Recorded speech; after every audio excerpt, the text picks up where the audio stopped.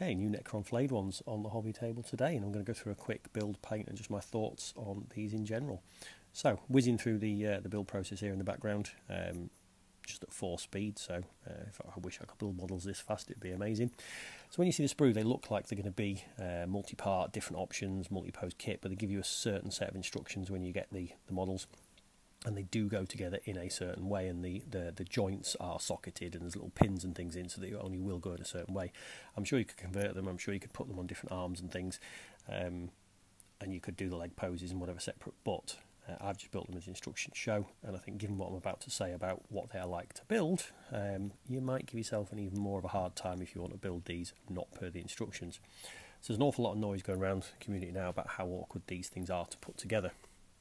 And I would say, quite like that, is justified. I'm onto the torso here, torso and arms and things, that was absolutely fine. Didn't really have a massive problem with those, you know, following the simple instructions as we go. However, when you start to get the chest pieces, and you start to get the legs, they are a little bit awkward. I'm finding that, you know, you're almost forcing the chest piece in past the arms that on some of the models are bending over the torso.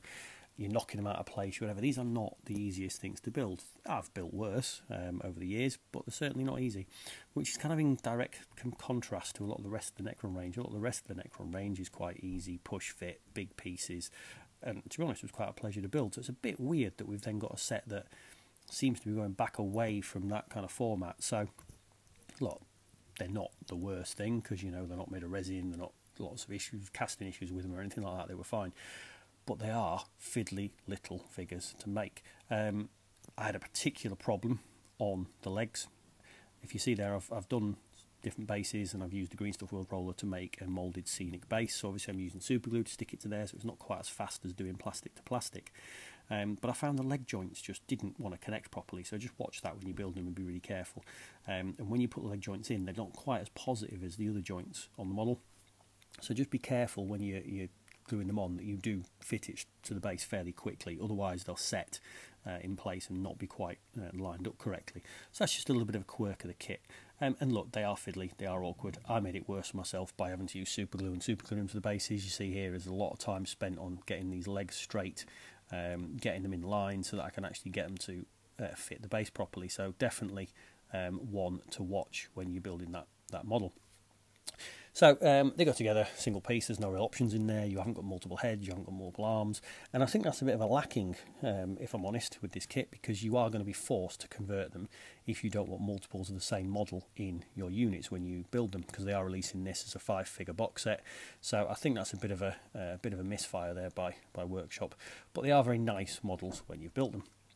One other thing to talk about when I was building this model, you see here, I actually managed for the first time in probably over 10 years, I actually managed to break a model while I was building it, which is not really what you want to be doing.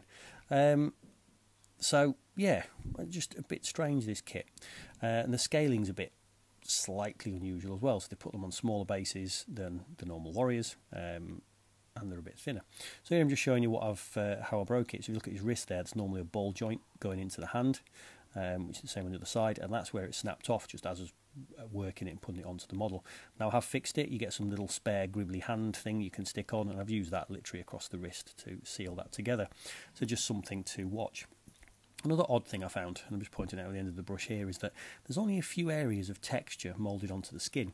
So the skin actually looks quite smooth on the models. Now I mitigated that way. You see here I've used like a little stippling brush that I've got. I've just cut the end off a brush so it's a flat end, and I'm stippling on the flesh colour onto where the skin is on the model to try and give a bit of texture into that skin so that it doesn't just look like metal painted skin colour.